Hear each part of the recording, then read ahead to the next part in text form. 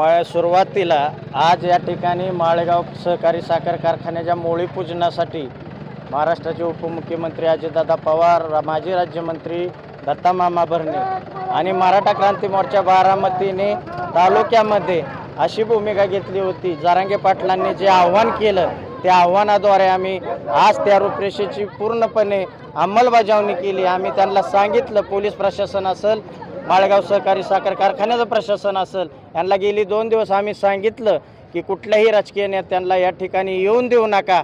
कालपर्यंत ते त्यांच्या भूमिकेवर ठाम होते, आज आम्ही सुद्धा त्याच भूमिकेवर ठाम होतो आणि समाज बांधव सगळे आज या ठिकाणी एकवटले की आम्ही यांना मोळी पूजन करू देणार नाही। आणि चेअरमनद्वारे राज्याचे उपमुख्यमंत्री यांनी निरोप दिला की आम्ही या कार्यक्रमाला येणार नाही, आमचा या आरक्षणाला पाठिंबा आहे। आणि तुम्ही आज आला नाही, तुम्ही आरक्षणाला पाठिंबा दिला, 40-50 वर्ष तुम्ही सत्तेत आहात, सत्ता नसल्यानंतर तुम्ही गोविंद बागेपाशी बोलला होता, असं कसं देत नाही, घेतल्याशिवाय राहणार नाही, मग सत्ता नसल्यावरच तुम्हाला कसं जमतं, सत्तेत असल्यावर हा प्रश्न का सुटत नाही। आम्ही गेली 50 वर्ष पवार कुटुंबियाला हे बारामतीतल्या जनतेने लाखो करोडो मतांनी निवडून दिलं, डिपॉझिट जप्त होस्तोवर निवडून दिलं। आणि मग आमचा तुम्हाला साधा प्रश्न आहे की आम्हाला तुम्ही ओबीसीमध्ये आरक्षण का देऊ शकत नाही, सरसकट ओबीसीमध्ये का प्रमाणपत्र देत नाहीत। आणि तुम्ही जर येणाऱ्या काळामध्ये अशा प्रकारची भूमिका जर ठेवली तर समाज म्हणून आम्हाला बी 2024ला तुमचा विचार करावा लागेल। बंधाऱ्यामध्ये अजितदादा गेल्या आठवड्यात आले, त्या ठिकाणी बोलले होते की देशाचे नेते मोदी कुठलीही गोष्ट करू शकतात, त्यांनी जर डोक्यात आणलं तर काही करू शकतात। मग राज्यात तुमचं सरकार आहे, देशात तुमचं सरकार आहे, आणि मग मोदी जर काही करू शकतात तर ओबीसीमधून आरक्षण मिळवून देण्याचं काम अजितदादांनी करावं, अन्यथून सत्तेतून बाहेर पडावं। काय वाटतंय, अखेर अजित पवार या कार्यक्रमाला आले नाहीत, मात्र मराठा क्रांती मोर्चाच्या महिला पदाधिकाऱ्यांकडून त्यांना मोळी पूजनाचा मान अखेर माळेगाव मंडळाने दिलाय, काय भावना? खरंच आहे, आमची सुद्धा काल हीच भूमिका होती की कुठल्याही नेत्यांना या ठिकाणी येऊन देऊ नका। मराठा क्रांती मोर्चाच्या समाज बांधवांच्या, महिलांच्या हस्ते किंवा शेतकरी सभासदांच्या हस्ते, कारण ही आमची लक्ष्मी आहे, आम्ही त्याचे सभासद आहोत, आम्ही शेतकऱ्याची मुलं आहोत आणि आम्ही सुद्धा त्या संस्थेचे मालक आहोत। आमची हीच भूमिका होती। प्रत्येक वेळेसच तुम्ही नेत्यांच्या हाताने टाकताय, मग ह्या वेळेस आमच्या महिला भगिनींकडून त्या ठिकाणी मोळी टाकून पूजन करून घ्या। मराठा समाजाचा आक्रोश पाहून उपमुख्यमंत्री अजित पवारांनी नरमाईची भूमिका घेऊन या ठिकाणी न येण्याचं टाळले। खरंच आहे, आम्ही त्यांना कालच भूमिका सांगितली होती की तुम्ही येऊ नका। त्यांना वाटलं किंवा त्यांनी बारामती तालुक्याला गृहीत धरलंय की मी काही करू शकतो, पण आता बारामतीतला मराठा बांधव पेटून उठलेला आहे। आणि मी आपल्या चॅनलद्वारे सांगू इच्छितो की कुणीही आता बारामतीला गृहीत धरणं बंद करा, कारण आम्ही तुम्हाला आमचे प्रतिनिधी म्हणून त्या ठिकाणी पाठवतो, तर तुमचे बी काम आहे आमचे प्रश्न सोडवून देण्याचे। कारखान्याने मोठ्या प्रमाणामध्ये पोलीस बंदोबस्त या ठिकाणी तैनात केला होता, हा कार्यक्रम रेटून नेण्याचा डाव होता।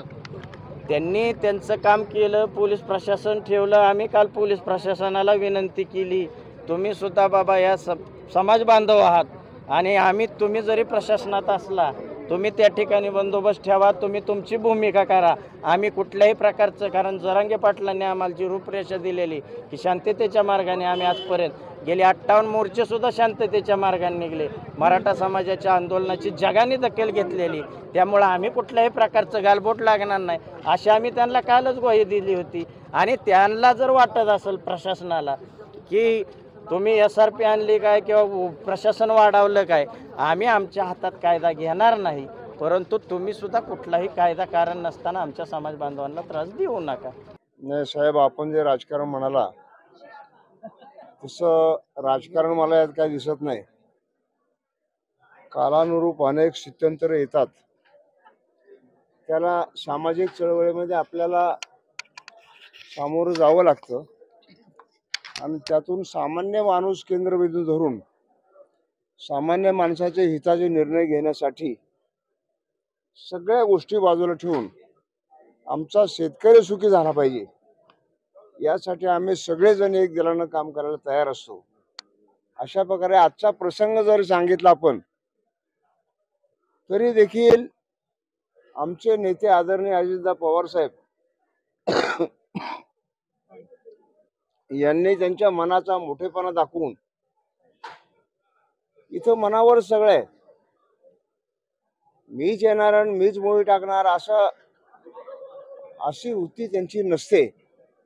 आणि अशा प्रसंगी देखील त्यांनी सांगितलं की सगळे सकल मराठा समाजाचे बांधव जे मागणी करतायत त्या सगळ्या मागणीला माझा पाठिंबा आहे.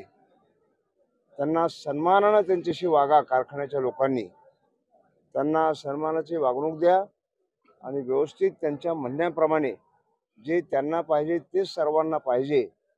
आपण त्यासाठी सगळेजण प्रयत्न करा आणि आरक्षण मिळवण्याचा प्रयत्न करा. अशा पद्धतीने हा गळीत हंगाम शुभारंभ जो कार्यक्रम आहे तो आपल्या स्थानिक लोकांच्याकडून संचालक असतील, सभासद असतील, महिला भगिनी असतील या सर्वांच्या हस्ते तो व्यवस्थित उपक्रम साजरा करा आणि कारखाना चांगल्या पद्धतीने चालवा. हा कारखाना यावर्षी अत्यंत प्रतिकूल परिस्थितीमध्ये आपण चालू करतोय. दुष्काळ आहे, पाणी नाही, ऊस नाही, जो आहे त्याला पाणी नाही.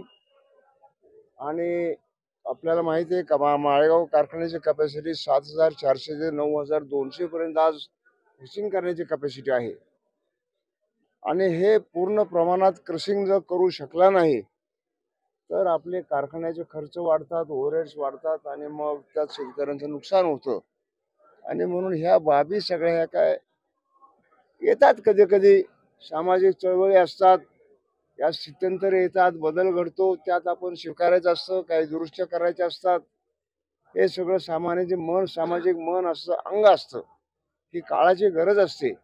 फक्त केंद्रबिंदू सामान्य माणूस हा केंद्रबिंदू धरायचा आणि त्याचा आपण कुठं नुकसान करतोय का, करत नाही ना, हा विचार निश्चितपणे पक्का मनाशी बांधायचा.